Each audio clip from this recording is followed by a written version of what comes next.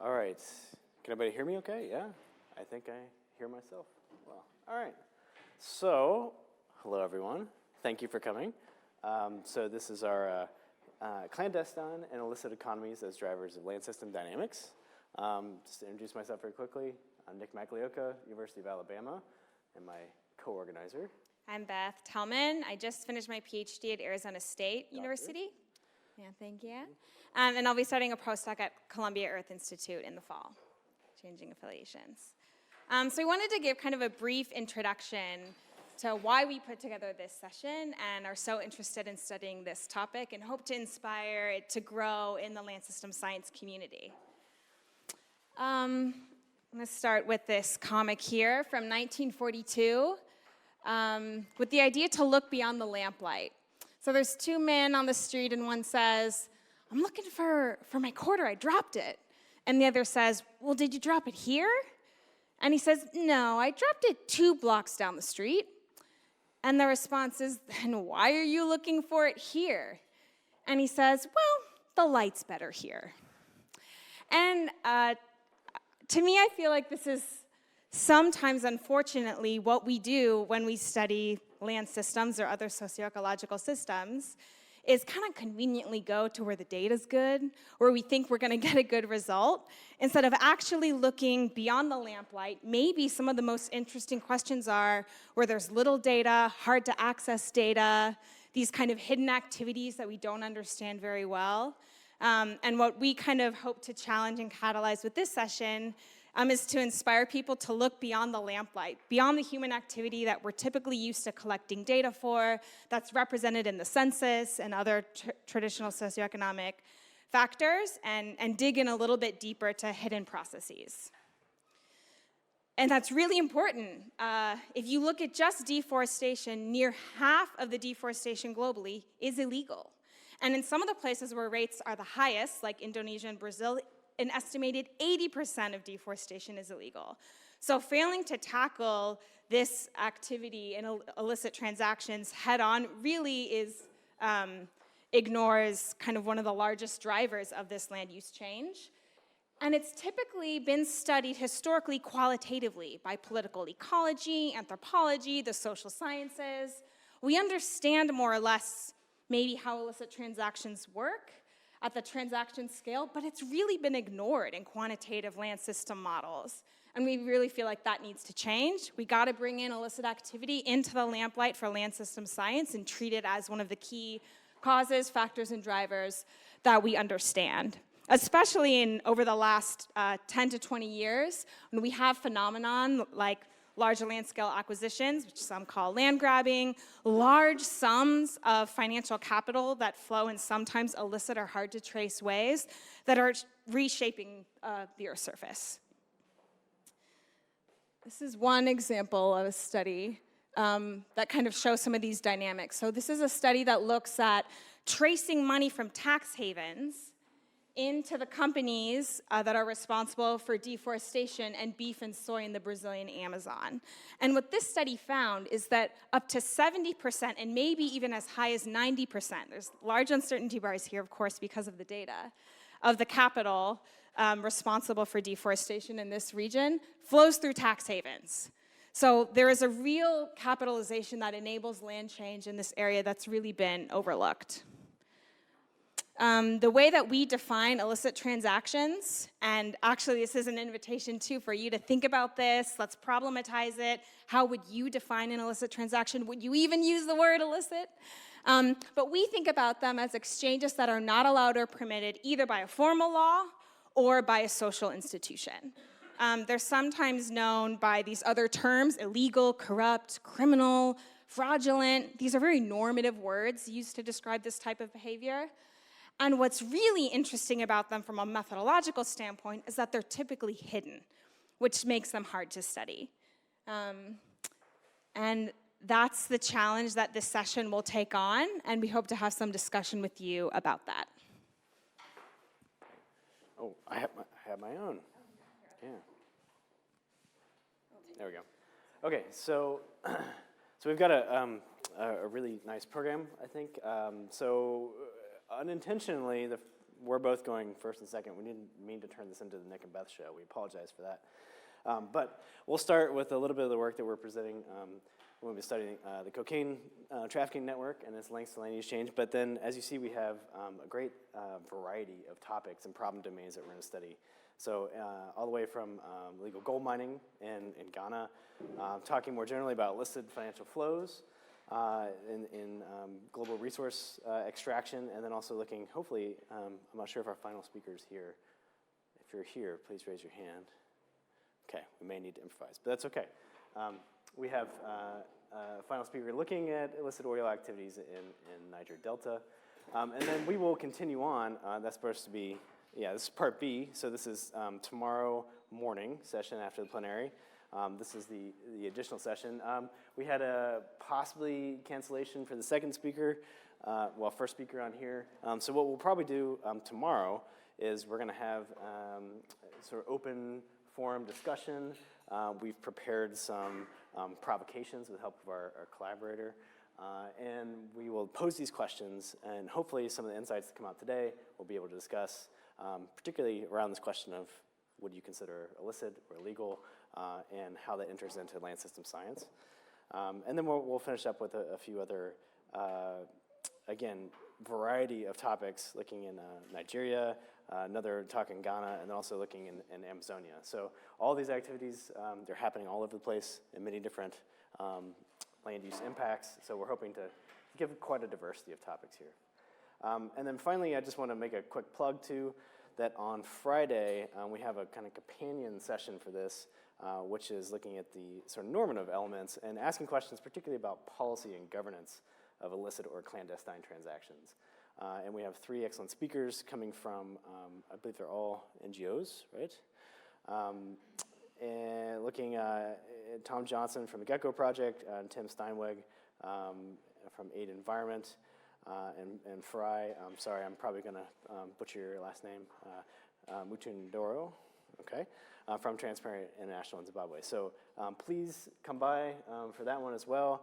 That is the afternoon, I believe, afternoon time on Friday. So we're really looking forward to that one. Okay, so without further ado, I think, unfortunately, I'm going first as well. So just for other speakers too, we'll shoot for, we've got plenty of time, I think, but we'll go for 12 minutes. Time cues will be based on 12 minutes, but you had the full 15 if you need it. Otherwise, we're hoping there'll be plenty of questions too. Okay, and we'll see if I can stick to my own time recommendation as well. Okay.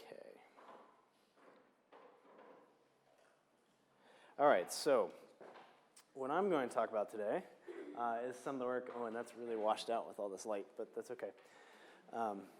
Thank you. Helping hands.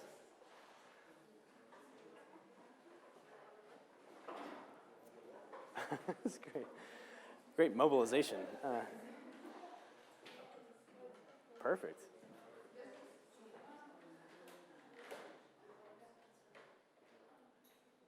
I think that's a vast improvement, so. That's great, thank you. I knew I loved the land change science community for a reason.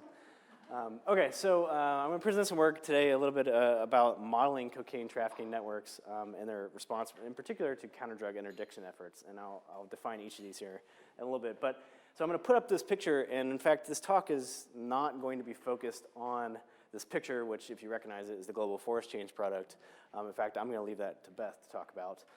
But so the work, these 2 talks are informing one another. It's part of a larger project that has a little longer history of trying to look at the links between narco-trafficking and deforestation throughout Central America. But I'm going to focus mainly on the traffickers, how they're operating, and how they're responding to counter-drug interdiction. Okay, so narco-trafficking through Central America and in that corridor. In fact, this statistic is a little old, but around 2012, it supplies over 80% of the cocaine consumed in North America. I think the most recent statistic, about 2015, was something like 90%. So it's a major corridor, but it wasn't always that way. And in fact, maybe just a quick poll. In the US, I can guess about what the responses are going to be, but here I'm curious. Anybody seen Narcos on Netflix? Anybody watch that? Okay, a few, okay.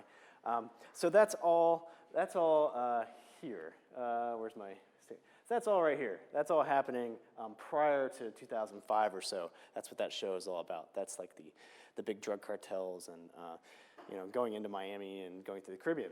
Well, something happened in about mid 2000s, and it was this counter-drug interdiction response. And so there were these major military operations that happened in Mexico and Colombia and throughout the Caribbean, and that it displaced a lot of the trafficking in the Caribbean now to Central America. And you see the very rapid increase in the volume transited through Central America as a result.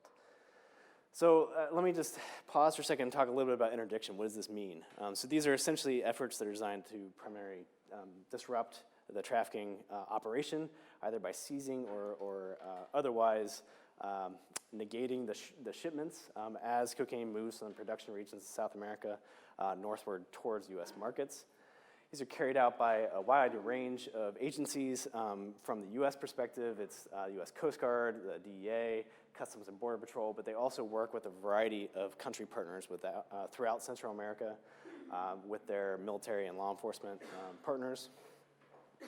And essentially, the interdiction activities are a set of strategies about where to allocate their limited resources and their location, and then also the intensity with which to deploy those assets, with the goal typically to remove as much cocaine from the supply network as possible.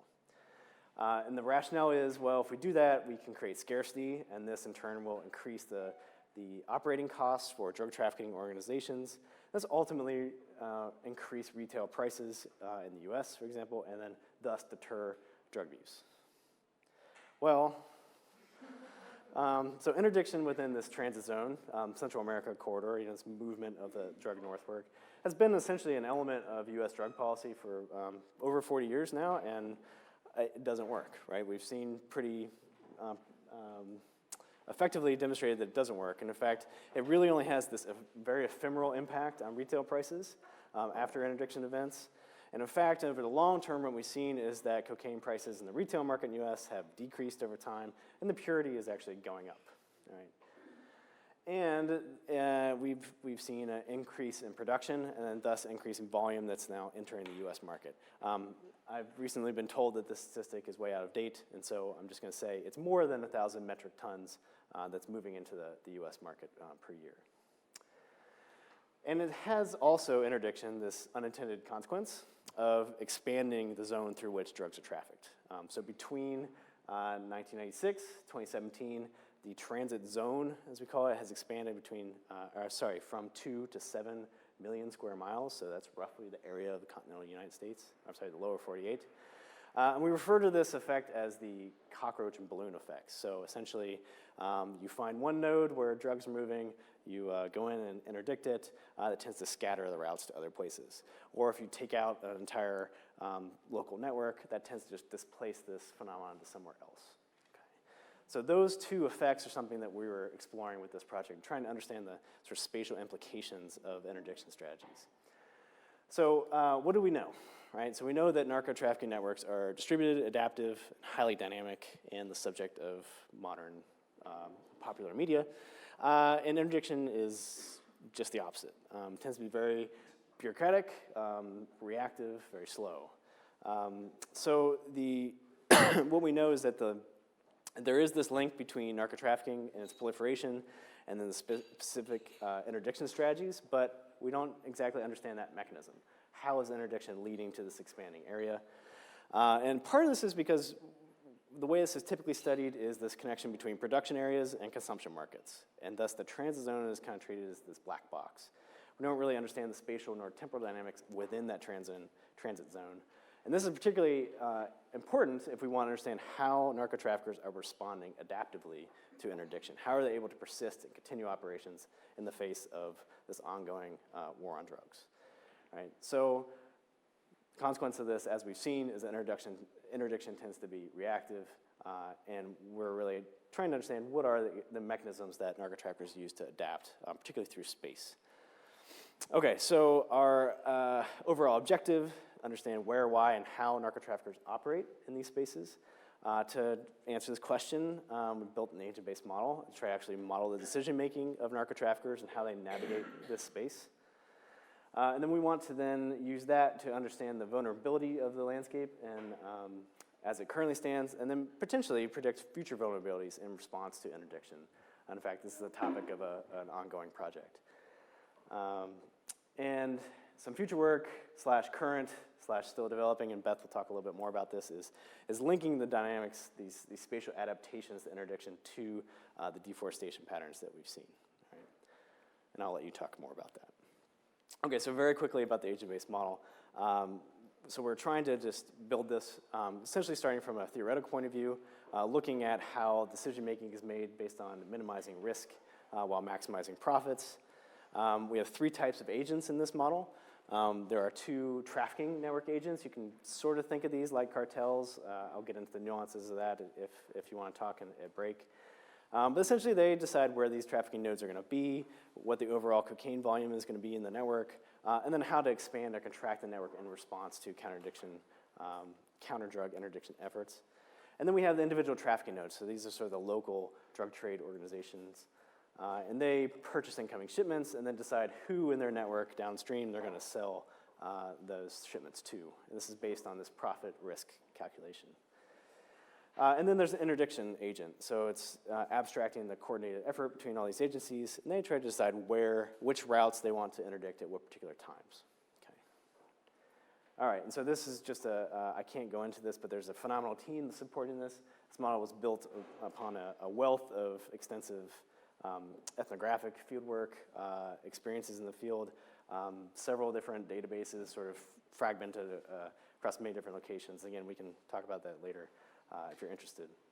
So this is what the model looks like. The location of the nodes are sort of randomly allocated based on a suitability layer, and this is described by remoteness, forest cover, proximity to borders and coasts, the trafficking corridors.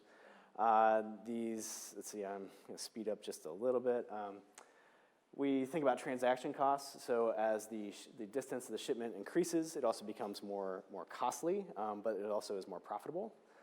It also becomes more risky, right? You're more likely to be interdicted with a longer transit than a shorter one.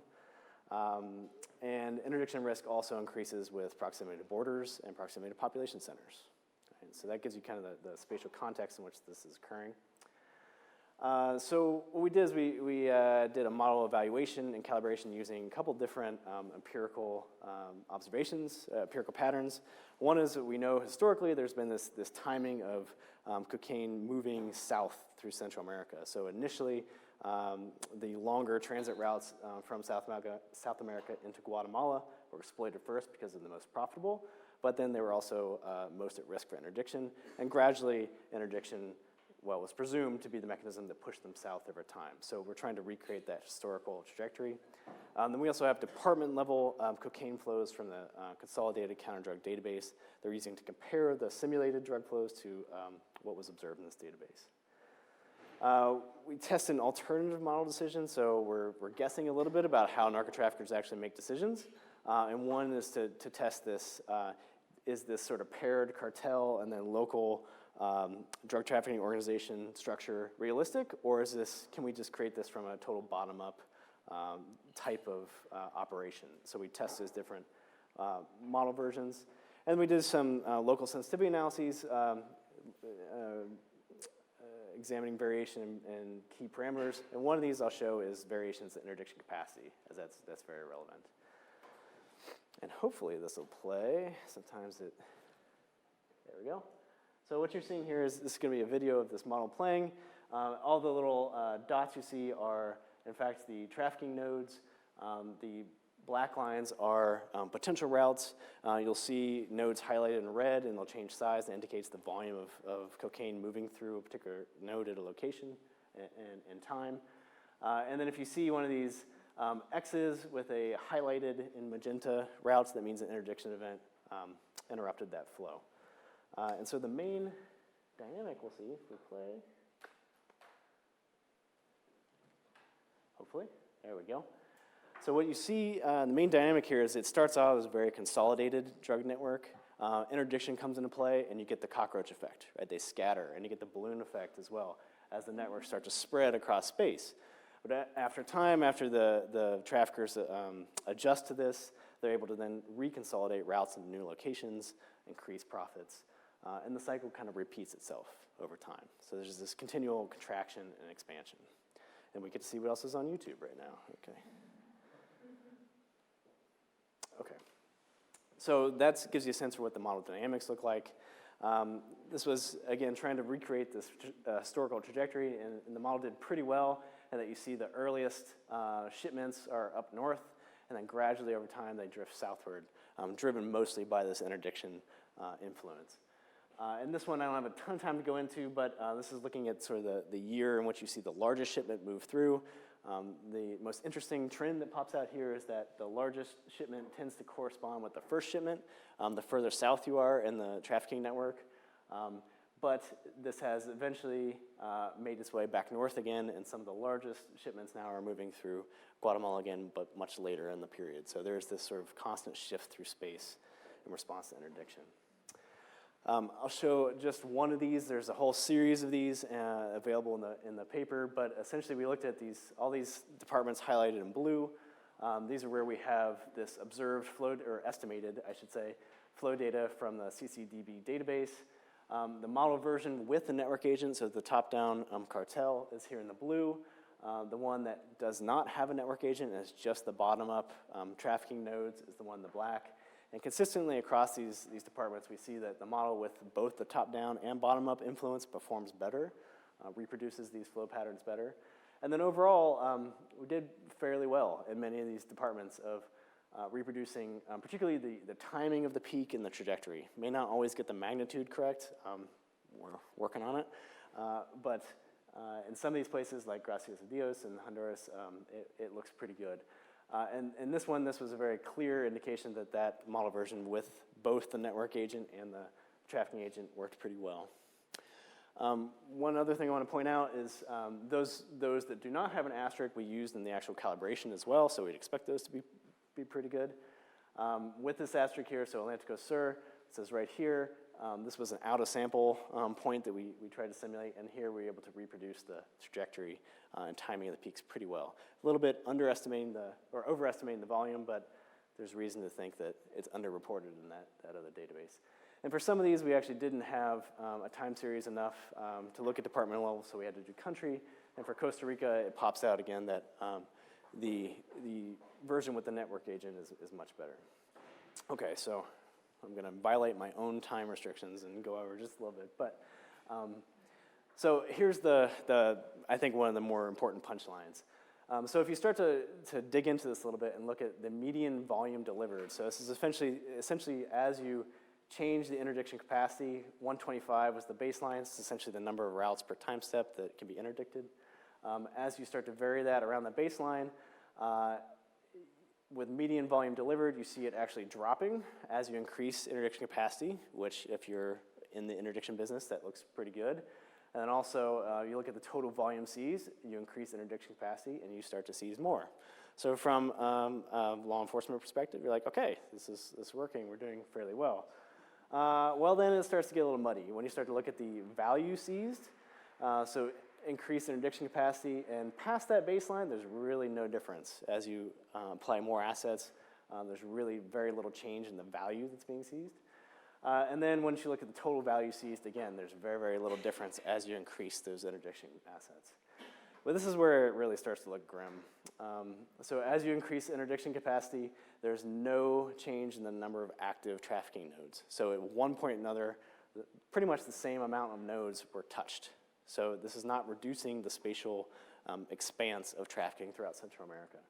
And further, as you increase capacity, you see decrease in the median annual number of active nodes. So not only are you not constraining the spatial footprint of trafficking, but you're also intensifying it through fewer nodes at one particular time.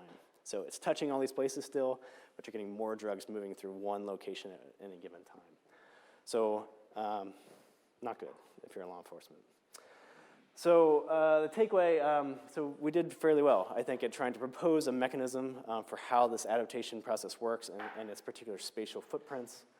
I think the keys to this is we have to really start to think about this interaction between a trafficking network and the interdiction as this co-evolving, complex adaptive system. And in fact, you get this counterintuitive results then because of that, is if you have more interdiction, you're gonna have more trafficking, right? And with the spatial footprints that ensue, as Beth will talk about, this is leading to deforestation as one type of land change. And so we really needed this sort of process-based understanding to get at this. I'm going to then speed through this because Beth is going to talk about these other things, but we have a way to link this to deforestation. So we wanted to try next to detect some of these spatial signatures, which Beth will talk about in more detail. Just to note that there's an ongoing project about this. We're going to explore alternative interdiction strategies and see what different spatial footprints those have.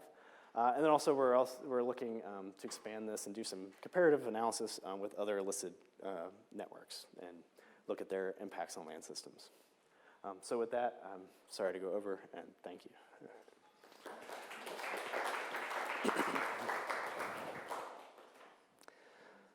So I suggest, yeah, maybe we take a couple questions, and you want to come around and get queued up.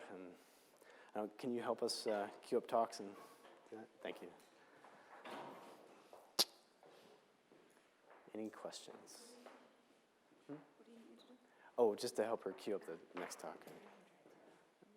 If you know where they're deposited on there. Yes, please.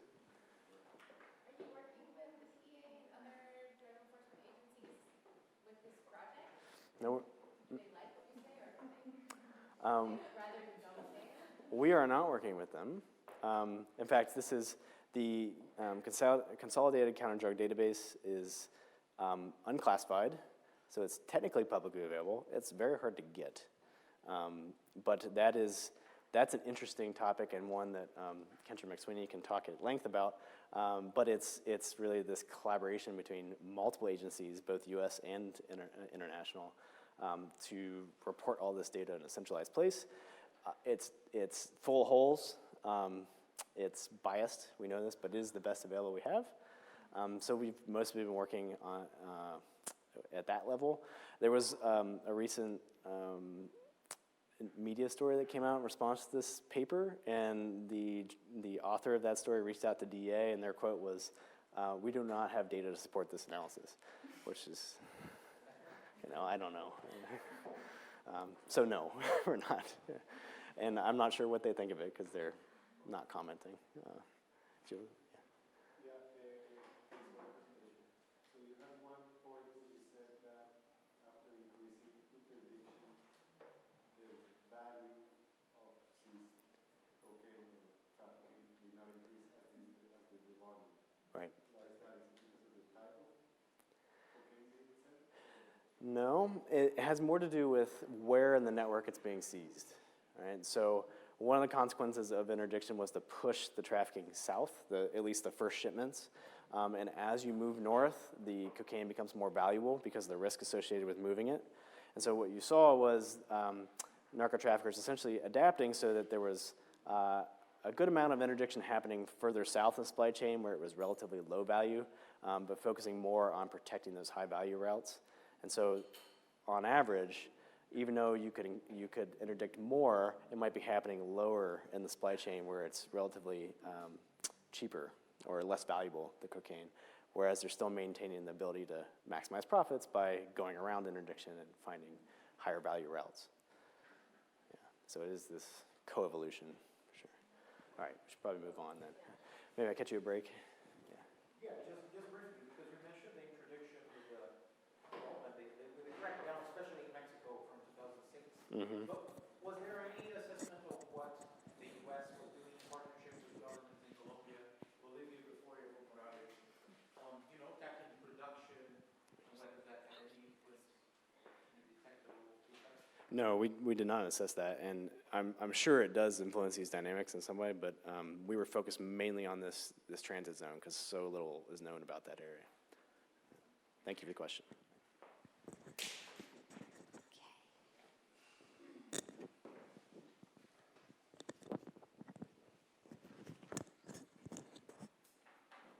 Okay, thanks, Nick. All right, one more talk on narco trafficking, and then the Nick and Beth show is over, and move on to talk about other commodities. But I'll build off on some of what Nick said and give you a sense of how we think this is affecting the land system and the methods that we've used to test for that. But I actually want to pull up for a minute and actually start with a conceptual framework of how to even approach studying this, and I'm actually really interested in your feedback on it. Really, the driving question of my work and my dissertation is trying to understand what happens in a transaction between two people or two organizations in one land parcel. If we can understand that, can we understand what's then happening at the watershed scale, at the city scale, or throughout a forest? It's kind of taking some of what Tanya Lee talked about this morning and getting that into our quantitative models and assessments. That's what I'm really interested in doing. So I'll give you a sense of how we've been thinking about it, how I think it can be done, and then how we've tried to do it with narco-deforestation. And what we really wanted to understand with narco-deforestation was, does it cause forest loss? Where? How much? Can you identify it either because it has a unique pattern or that you can correlate it with some proxy of narco-trafficking that you can use in a causal inference model? So I'm going to start with the framework. So the way that we think, or I think about illicit transactions is probably similar to how the rest of you study land systems, interactions between the social and the biophysical system. Two key differences I want to highlight. First, in an illicit transaction, you often have a huge power differential in the exchange. So in an example from our research, narco-trafficking or a drug trafficking organization wants access to a piece of land. They might attempt to get access in an area that's been historically marginalized in Central America. One story from some of our field work is a narco trafficker in the Petén who flew in on a helicopter with chainsaws, landed in a community and said, we're gonna have a contest. Whoever deforests the most gets to keep the chainsaw. And that is really kind of an exploitation, I think, that demonstrates that power relationship. That community subsequently lost its forest rights in Guatemala, and it's a really tragic story. And it resulted in deforestation and land change. The second thing is that illicit transactions happen in both formal and informal institutions. It's really kind of on a spectrum and gradient. You can't categorize it one way or another. And what makes them unusual, I'm going to argue, is that they're often hidden because it's not enforced by a third-party contract like the state or community norms. It's enforced by threats, coercion, or maybe just trust between those two parties, and I think that makes them unique. There's also can be feedbacks into that exchange from the land use, but I haven't yet kind of tackled that in my work, so I won't focus on it today. The reasons illicit activity are hard to study, in addition to being intentionally hidden, is because, as Nick said, the data is pretty bad. And it's hard to collect systematically in the field. It can be dangerous. And the disciplines that have typically approached this topic are very, very different and disparate and can be really hard to triangulate methods. But there's no excuse to not do it. We have an unprecedented amount of data, both from satellites to understand what's happening in land use change. We have data leaks like the Panama Papers that help you trace capital flows. We have so much social media and online journalism that I really think there's no excuse to not study this topic. No data is just unacceptable, I think. The two ways that we thought of approaching this, first, if you kind of remember from the People in Pixels book from the 90s, was trying to socialize pixel data. So this is looking at a land use pattern. This picture here is the fishbone pattern from deforestation in the Amazon, and then trying to make some logical inference to why that process happened. So that's starting with the pattern and trying to explain the social process. You can also look at it from the other side. If you can get some data on illicit activity or any social process at some unit like a census or the department scale, you aggregate up pixels of land change onto that same unit and run a regression and explain some variation with the proxy. Those, I think, are kind of the two ways to think about this problem. And I'll show you how we've tried to do both in approaching narco-deforestation. So this is, again, the context for what Nick talked about. Cocaine goes through the Caribbean until the mid-2000s when it's routed through Central America. And I want you to pay attention to this map because Where these arrows are going, or where the planes are going to, is some of the last remaining intact primary forests left in Central America and the highest deforestation rates we've seen over the past decade. So a group of researchers led by Kendra McSweeney noticed that as the cocaine entered Central America, so too did deforestation increase. And they subsequently started working on what the mechanisms were. And I refer to some of those papers if you want to know more, but there's really two. The first is land-based agribusiness for money laundering. So if you have a lot of cash landing in some of these remote places in Central America, you've got to clean it somehow. And one of the easiest ways to do that is through cattle and oil palm, and that requires land. The second mechanism is clearing for territorial control. So as drug trafficking, and this was explained to us in the field in Guatemala, as kind of two drug trafficking organizations compete for territory, they may clear land, often in indigenous or protected areas, to claim that it's theirs, and then do it all along their supply route as a signal to the other drug traffickers to not mess with their business line. The third thing that we started to notice is that because cocaine increases as it moves north, more and more money needs to be laundered as it's moved, and land is one of the ways. So we wanted to know if this could be connected to forest loss. The first attempt that we made was this socializing the pixel idea. So thinking about the processes of deforestation in narco-trafficking versus subsistence agriculture. You look at this GIF on the right, this is the typical subsistence pattern, slow, dispersed over time. If you look at this other picture here, this is the anomalous deforestation pattern that we hypothesized was linked to narco-trafficking. Fast, rapid clearings. And we were able to come up with variables to describe those patch metrics and use statistics to look at different groups. And you can see here in red, this is the anomalous pattern versus the other colors or other patterns of deforestation. Then we got this data on cocaine flows, and we correlated it to these anomalous patterns. This is a map of the kilos of cocaine captured over 15 years in Central America. And this is a map of the hot spots of anomalous deforestation that we found looking at pattern analysis. And when we used Pearson, Spearman, and Bacci, if you're familiar with those correlation tests, we found that in these northern countries in Central America, this unique pattern was correlated to narco-trafficking. Okay, so we have more of an evidence base, but we still really can't claim cause because many other types of commodities or changes in the global market could also cause large capitals and these types of deforestation patterns. So we had to do more. And this is what I worked on for my dissertation. We didn't have enough official data, so we used the media. We counted the number of narco-trafficking events in the media with their spatial location. This is one of the types of media reports that we used, a plane that was full of cocaine that crashed in Honduras. The reporters mentioned the location. We then correlated that with the official data to make sure that it matched in both space and time. We also did representativeness analysis, which I don't have time to get into, but it's a way of testing for bias. So does the media, is it over-reporting in urban areas and under-reporting in rural areas? Is that affecting your analysis? So we did some work there as well. And then once we had the variable, our new proxy for narco-trafficking, we added that into a fixed effects panel regression model and compared it to all the usual suspects of deforestation: population growth, agricultural production, economic development, fires, shifts in the climate. And we used this regression to look at significant explanations of variation in forest loss over time, holding each department constant, using it as its own control.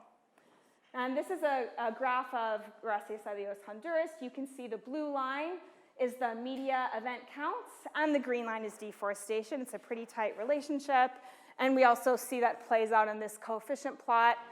Media counts of trafficking are positively and significantly correlated to deforestation, in addition to some of the usual suspects: agricultural changes, rural population growth.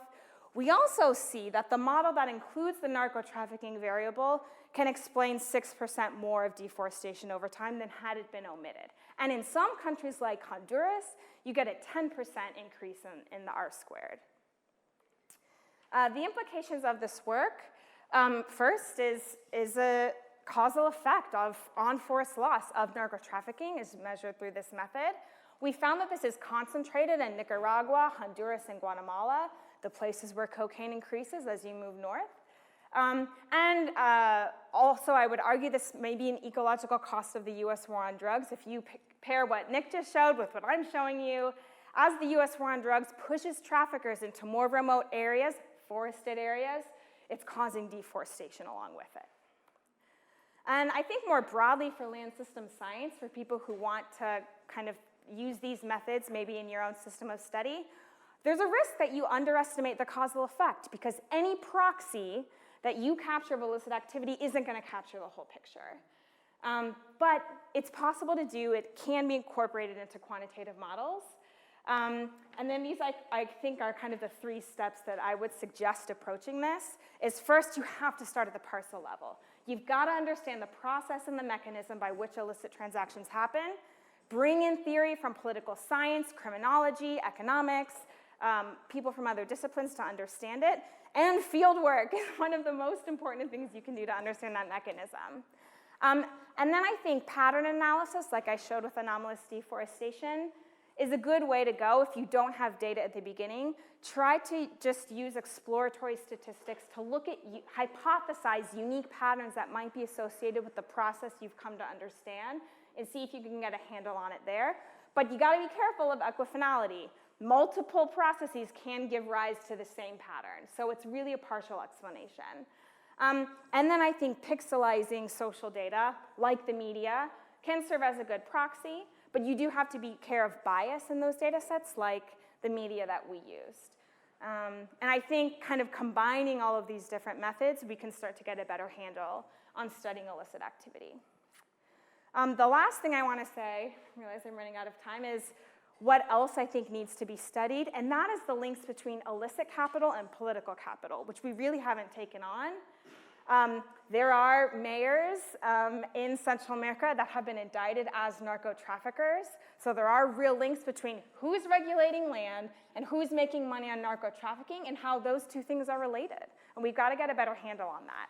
For those of you who work in the Amazon, I don't need to explain to you how rural interest financed in part the campaign of Bolsonaro and how might that be related to the land change we might see there over the next decade. So I'd like to thank and acknowledge my collaborators and funding sources, especially the Land Journal, who funded me to be here, and most importantly, the communities and leaders in Central America who shared really courageously their stories with us. The journalists who report on this work are killed, and they put their lives on the line to get this information and data out there.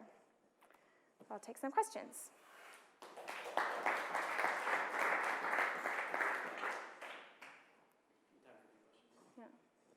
Yeah, in the back. Thanks very much. It was super interesting. I have a question about field research. Has any meaningful field research been conducted by anyone? By anybody on this topic? Has it what? Has any meaningful field research been conducted? Yeah, Kendra McSweeney's done a lot of meaningful field work on this topic. Yeah, I cited we have a couple of collaborators. Jennifer Devine at Texas State has done really good work on this in the Peten. What is the name? There's another one. There's several. I can send you a long list of names, but yeah, people have done some field work on this topic. Not like a ton, but yeah, some. Thank you very much for your presentation. I want to ask a little bit, I think your fixed regression shows us something, right? Since what's the scale of the effect of these illicit activities versus licit activities that cause deforestation? And then when you refer to illicit capital and everything, what about illicit financial capital and how we log this for whatever purpose? So just so an idea of the scale of the incidence of the illicit phenomenon versus the illicit, if you have anything to do. Yeah, so that's a little hard to measure. So for example, and when we did the pattern analysis, we found these anomalous deforestation patterns that were correlated to narco-trafficking accounted for 15 to 30% of deforestation. So that is one number that gives you a sense of magnitude.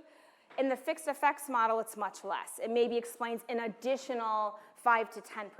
So maybe somewhere in that range would be order of magnitude. It's hard to do because obviously if I'm using media reports as a proxy for narco-trafficking, that's not an actual measurement of the phenomena, but that's probably the best response I can give you. Narco-trafficking dollars represent, I think, anywhere from 10 to 20% of the GDP in the northern countries in Central America. So it's like a quarter of the economy in some places. Yeah. Oh, yeah. Any more questions? Yes. Were they? Yeah. So I'm Irene Musselli, and I'm working on for quite a long time in the Amazon on trafficking routes. And the question we posed, and in field work, the question we posed was the other way around. So where is the route going? So the indicator of deforestation, which is an indicator for a kind of mix of illicit activities and lack of state regulation or governance, it's an indicator for this situation. So the trafficking routes, they are looking for the spaces where there is a lack of governance. So they will follow these routes. So it is not the narco-trafficking which is causing deforestation, but it is the routes who look for spaces where corruption is easy, where bribing is easy, where it's a favorable environment for illicit activities. And narco-traffico as one illicit activity of slave labor, illegal deforestation, etc. So perhaps, have you considered turning the logic around? So why is the narco-trafficking happening at this spot and not at this spot? So I did like reverse the regression as a robustness check and didn't find that deforestation predicted where narco-trafficking was then going to be in the future. So in the Amazon, you can have a look. yeah, maybe the dynamics are different. Activities caused by multiple effects, and then narco-trafficking will be one of the illegal activities entering in the logic of gold, cattle, timber washing, and so on. Yeah, I mean, we do see like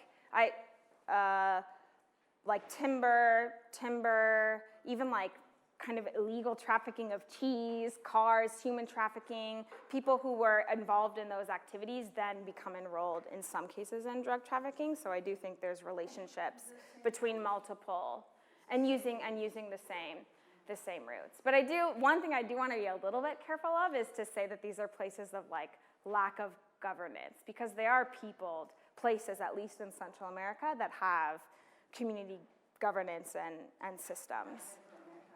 Yeah. So I wouldn't say they're places that have a lack of governance, but maybe less formal state governance. But also, a lot of narco-traffickers are involved in the state. So there's kind of a revolving door, at least in Central America. And it's not just narco-traffickers looking for stateless places, I would say. We need to move on. Okay.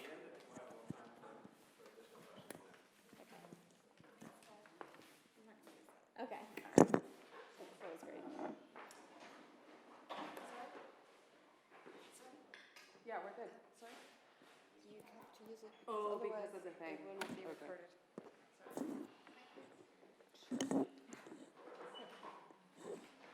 Very traditional conference garb there.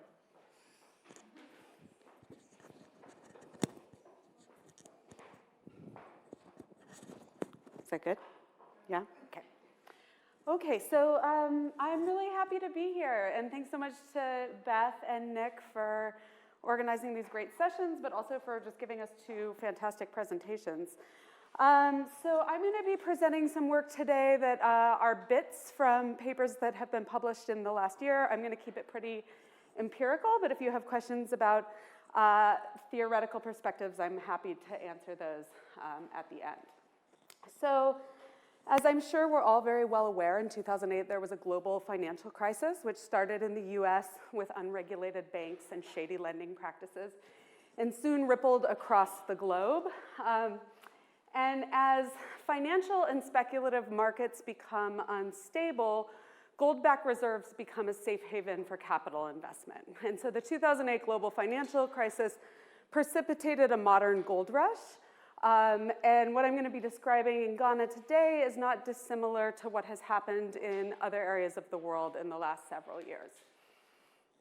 So I direct several projects in Ghana. For this gold mining project, we've been largely working in central and western regions and using various methods ranging from semi-structured interviews. We've done 141 between 2012 and 2017.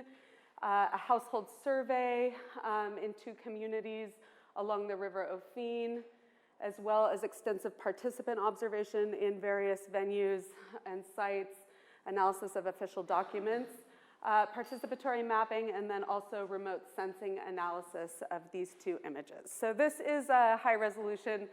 It's funny, you know, often when I give this talk, I spend a lot of time like unpacking these images and making sure that everyone's really well oriented, and it's really nice to be and have an audience that I don't have to do that for.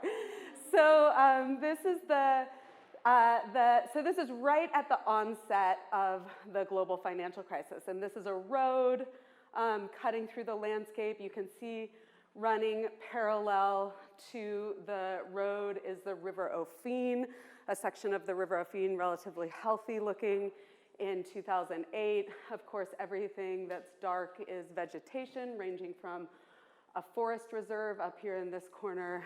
The other major agricultural land uses are polyculture systems for subsistence trade and sale, as well as cacao production. So in 2008, the mining is relegated to the north and to the west of Pokochrome. This is the largest community in this particular area. So this is the community of Pokochrome, and the mining is to the north and to the west in 2008. So fast forward 5 years to 2013 following the global financial crisis. And I'm sure you're already inferring significant social, environmental, as well as health implications of these types of landscape changes. You've got massive removal of whatever is on the landscape. You've got new roads cutting into mining sites. You can see the river up here. It actually butted up against the forest reserve in that last image. They've rerouted the river into these gold mining sites because this type of mining requires a tremendous amount of water. The river has widened. It's obviously carrying a hugely sedimented load. There are major issues with water quality, from sedimentation to mercury and arsenic contamination. This is what an active mining site looks like. And so there are 4 Ghanaian men up here. They sit up there for between 10 and 12 hours a day, and they wash sediment down a slope on top of the washing plant. And again, this type of mining requires a lot of water, and you can see sort of the network of hoses pumping water in and then pumping it back out. And while it would be relatively easy to use that excavator to just fill that pit back in when they're done mining, that rarely happens. And so over time, these pits fill with water, and they just create an incredibly treacherous and hazardous landscape. And so these boys are sitting on a ridge in between 2 abandoned pits, and one of them has actually just pulled a catfish out of one of the pits. So our remote sensing analysis captured some of these changes, and I picked for this particular conference this 300-meter buffer. So we created a 300-meter buffer along the River Ofin because no mining is supposed to happen within 300 meters of a water body in Ghana. So this is technically illegal to have all of these land use changes in this area. And you can see that there's been significant increase in expansion of mining this is just within this section of the Ofin and just within this 300 meters. And I should also mention that this type of mining is happening all along the watershed of the entire Ofin, as well as Ghana's other major rivers. So this is hugely spatially expansive in Ghana. We can see that the mine water, so this is water in abandoned pits that's left on the landscape, increased almost 33,000% during this time frame. Sure. Stop the clock. Yeah, this is available in this paper, this manuscript too. So there's a huge tension between official policy and law and what is actually happening on the landscape in terms of the empirical realities. So first of all, and this is just, there are many more examples, right? So to begin with, this type of small-scale mining is a right that's reserved for Ghanaian citizens, yet these sites are ubiquitously controlled and operated by foreigners. There are many regulations and laws tied to official licensing processes, from no mining within 300 meters of a water body to a promise to reclaim the land and fill in the pits, to official crop compensation processes. Yet there's just blatant disregard for these policies, including really uneven and gendered compensation processes. And then finally, it's worth mentioning that in the mining, in both scholarship and policy, the mining issues and health issues are often framed as mutually exclusive, with the exception of mercury exposure. And what we found is that there are huge intersecting health and environmental impacts from mining, including uneven vulnerabilities for people at the local level. So I'm just going to unpack that, giving you two specific examples. So the first one is that in official discourses and in government spaces, mining is often portrayed as a straightforward process. So the licensing procedures around mining are often portrayed as very linear and very straightforward. So this is a slide from a Minerals Commission PowerPoint.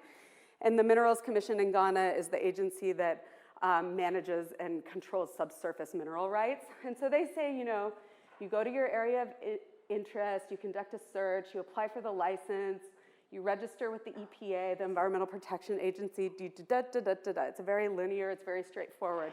And only Ghanaians are supposed to be doing mining under this sort of regime.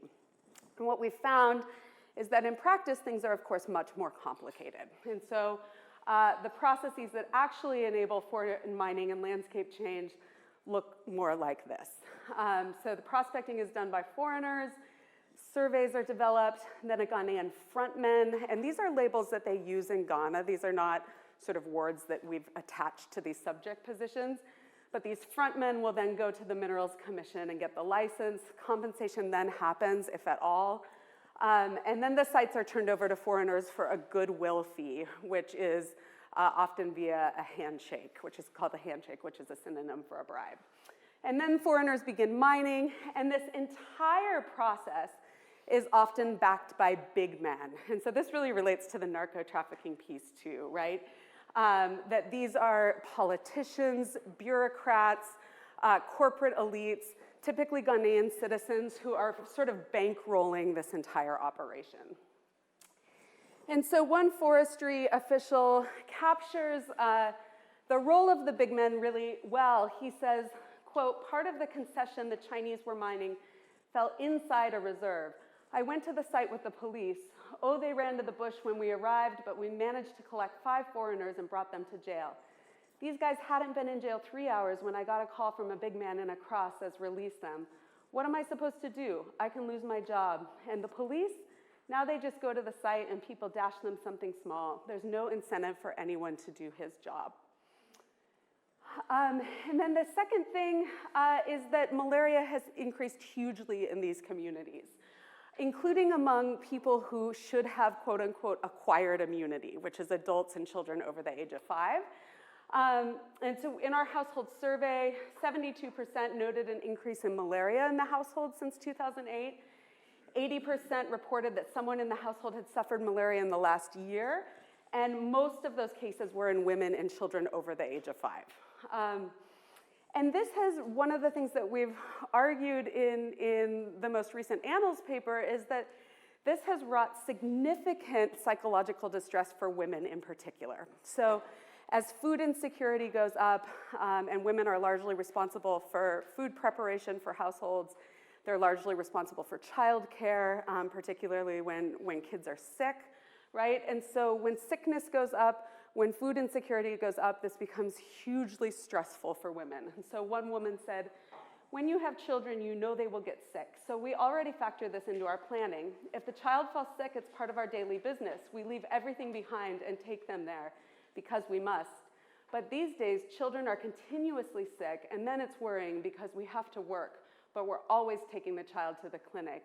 It takes an emotional toll. And so we heard this again and again, sort of this embodied experience of landscape change and the implications of landscape change, particularly for women.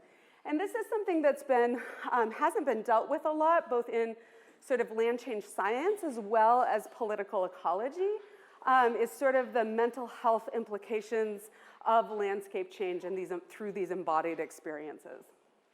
So finally, small-scale mining and landscape changes are enabled by de facto institutions and practices rather than existing laws and regulatory policies. And we believe that detailing the co-productions between legal and illegal domains really breaks down sort of these ontological binaries that are used to uphold an image of state legitimacy and cohesion. And this is really important in Ghana, as well as in other countries that we've heard about, and I would argue the US currently as well. Whereas sort of these stable democracies are contrasted with tensions over land and fear embodied by many different people, including state officials themselves, like the forestry agent. We also argue that land-grabbing scholars should consider small-scale transactions and small-scale land use changes. The focus has been more on sort of these large thousands of hectare transitions, but that's happening here. It's just happening in sort of these different, through these different processes as well. And then finally, mixed methods research is helpful in identifying the political dimensions of and uneven vulnerabilities in pathogenic landscapes. And then finally, global capitalism, in this case, the 2008 financial crisis, transforms human biologies and local ecologies, but not uniformly. And those responsible for structuring the inequalities are often not the ones who suffer the outcomes. So with that, I would just like to thank my team. A lot of these folks have earned undergraduate and master's theses in Ghana based on this research, as well as all of the people in these communities who have shared their time and experiences with us. So we probably have time for a question or two. Okay, thanks.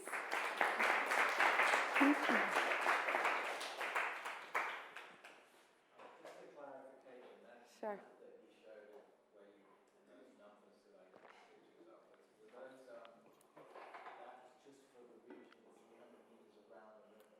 Yeah. Yeah, and that's just a section of the River Ophene, so that's not the entirety of the River Ophene itself.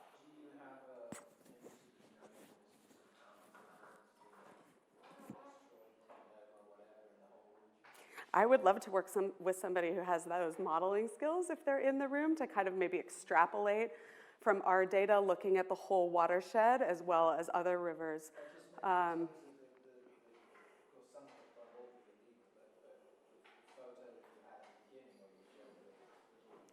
Mm-hmm. Yeah. Yeah, I do. It's in one of our papers. I can't recall from the top of my head, but I'd be happy to send it to you. Oh, here's our total classification area. So it was 800 hectares in 2013, and that was the % increase.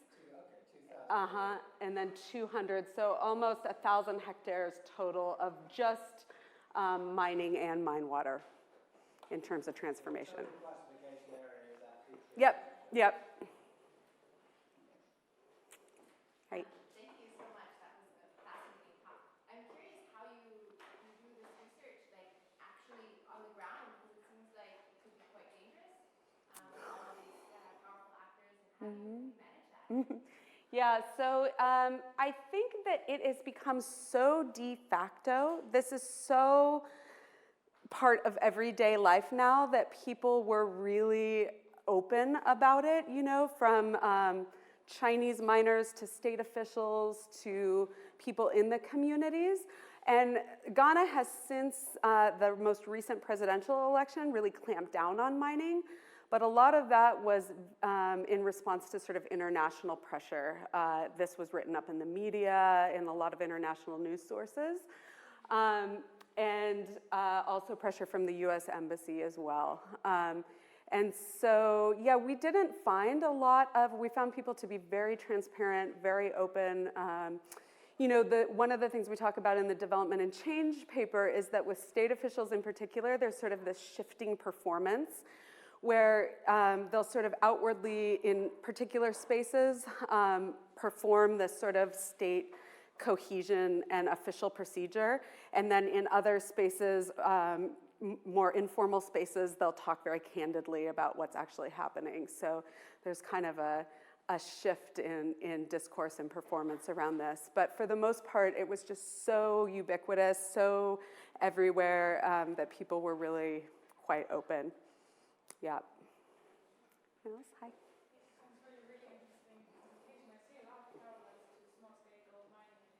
Mm-hmm. That has increased increasingly as well during the last few years. And I haven't really worked on the topic. I just saw it next to our confrontations that I'm working on basically.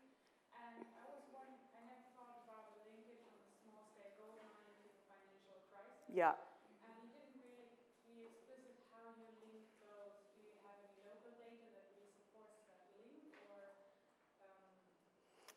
how do you know it's not a change in policies at the local level that triggered I mean, this has happened everywhere, right? Like in 2011, you see historic highs in the price of gold, right? So you see this, the 2008 financial crisis, and then you just see this huge gold spike. And so it's like people, and I think it often happens in these kind of small scale ways because there's less sort of bureaucratic red tape than opening a 500 hectare company mine, right? And so a lot of sort of the proliferation of the gold rush happened in small, quote unquote, small scale mining. And then the other thing that's really interesting in relation to your question is that when we first started working in Ghana in 2010, there were people from all over the world. Like, you know, there were Americans, Canadians, Turkish people doing this gold mining, but by 2010, or by 2012, it was almost entirely Chinese citizens.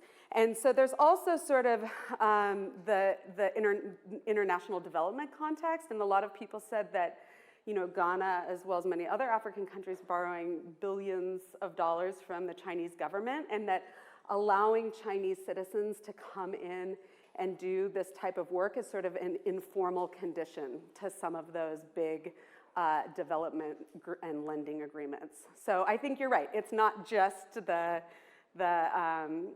spikes in gold prices. There are some other things going on, but they're definitely interlinked. Yeah. No, you go ahead. You're good. Economy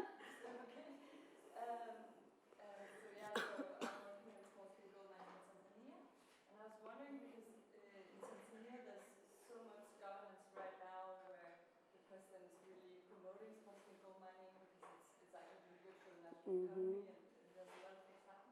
But as I understand from Ghana, it's more they're actually like making it legal, right? Illegal. Yeah, so they've clamped down since the most recent presidential election. But what's really interesting is that those two political parties had mining sites in this area. So you've got this administration now that profited hugely from this mining, basically to fund its campaign, and has now come in and said, oh, actually, we're going to stop the mining. It's so destructive, right? So it's very contradictory in terms of the politics and the policies. So their incentive to prohibit it is like environmental? Or? Yeah, I mean, I think it goes back to, like, there was a lot of pressure. This started to get a lot of attention from international news sources. There wasn't, as far as we observed, sort of a widespread resistance or social movement sort of against the mining, but it was more kind of external pressure and some really bad publicity and a new administration that then said, well, this past, it's sort of party politics, right? This past administration let all of this happen, and now we're going to fix it, even though they were also basically funding their campaign from gold mining. Yeah. One more there, then we have to move on. Okay, sure.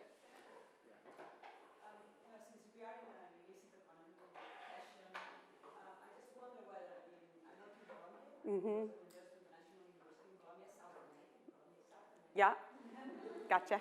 I'm not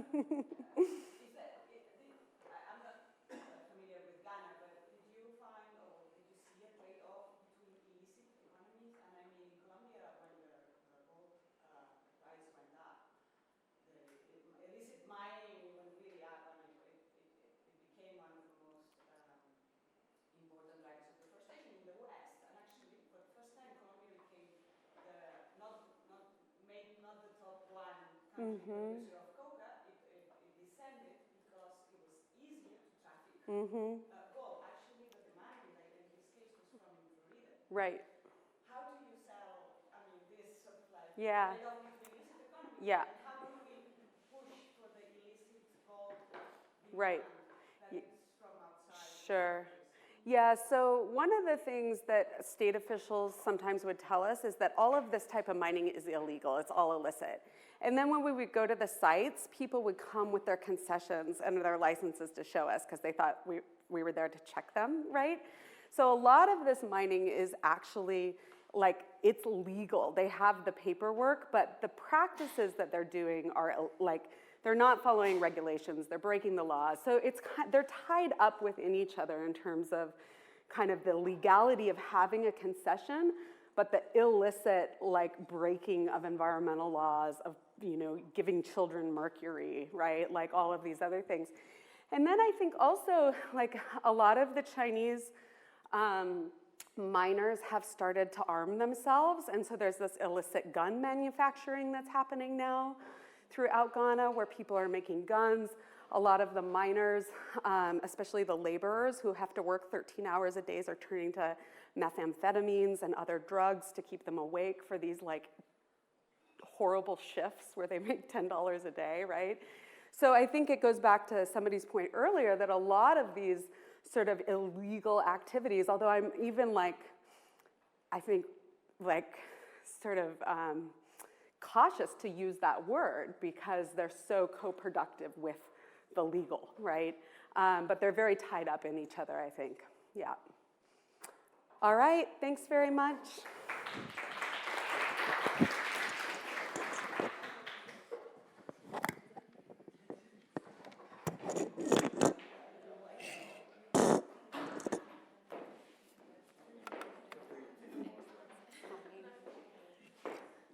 Apparently we have to use this because of our phone. I just snapped on my belt. This is the mic.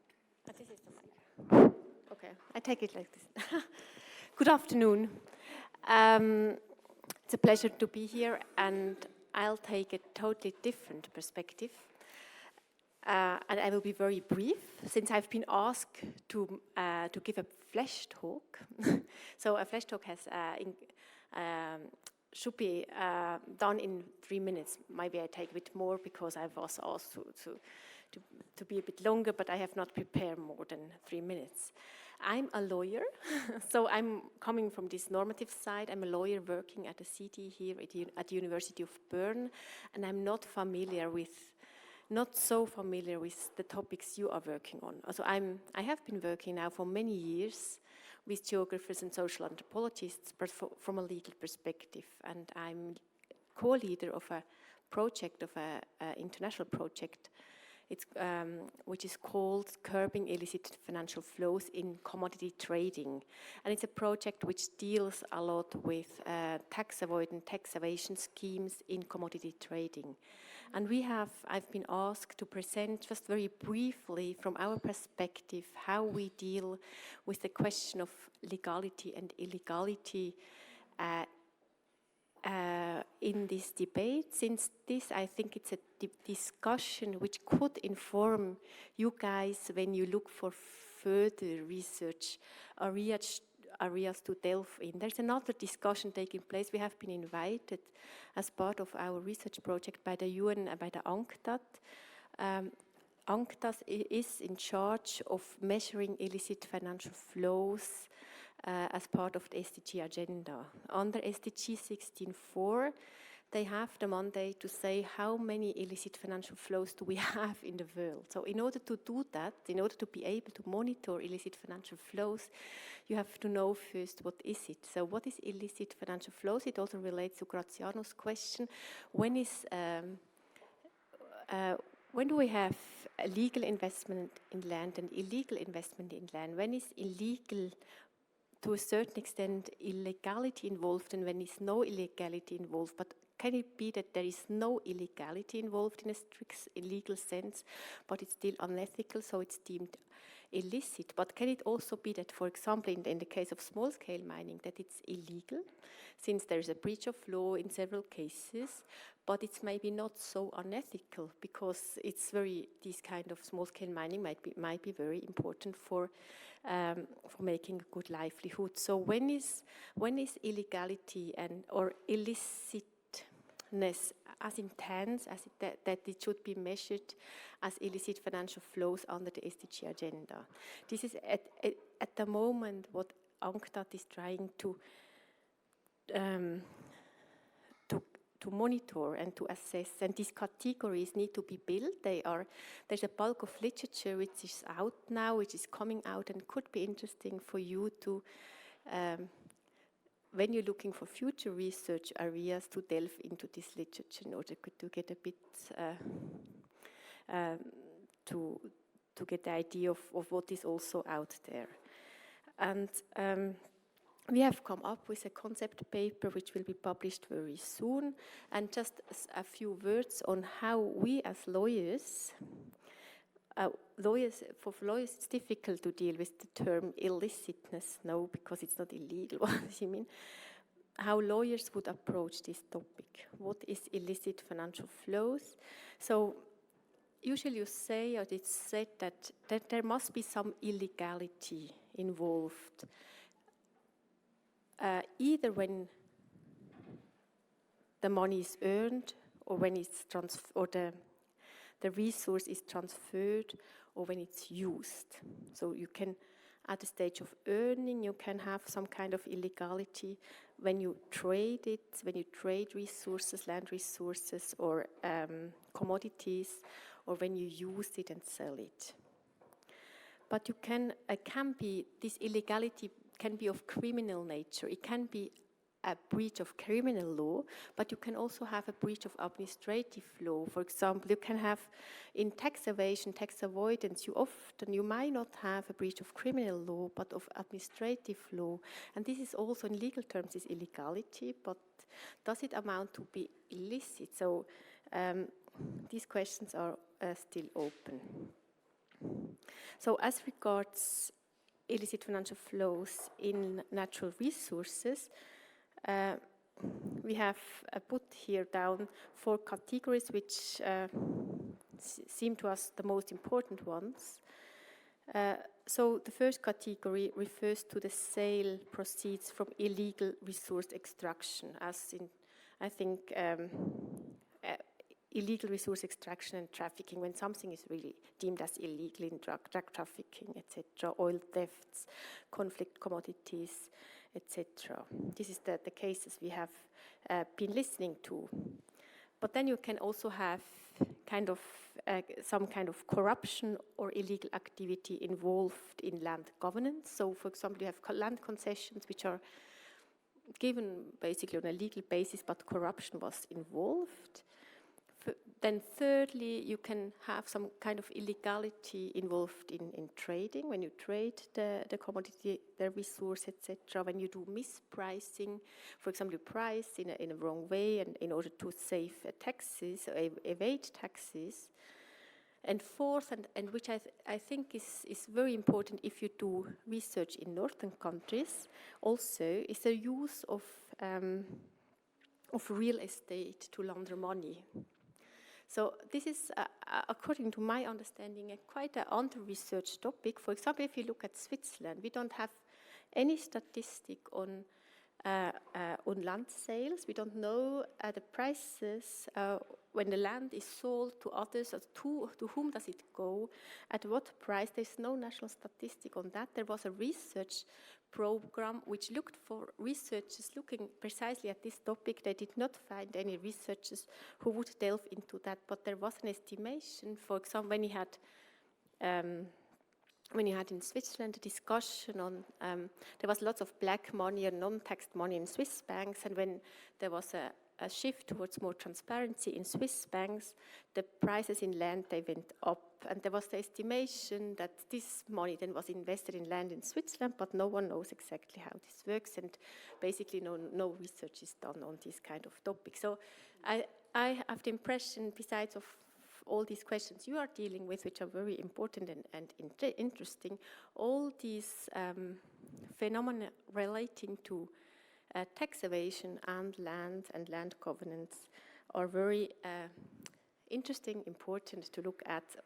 And it's important to get the concepts right and to know where your research is situated within this debate on illicit financial flows, in order to also be able to bridge the gap and talk to lawyers, to policymakers, to say this is the response framework you have and should be adapted this and this way. So this is just, okay, maybe a bit confusing, but just in order to encourage you to look at this other literature on the this other bulk of literature which is coming up rather on the legal side, on the political economic side, political scientists working on these categories, etc., in order to get inspired for future research projects. Thank you.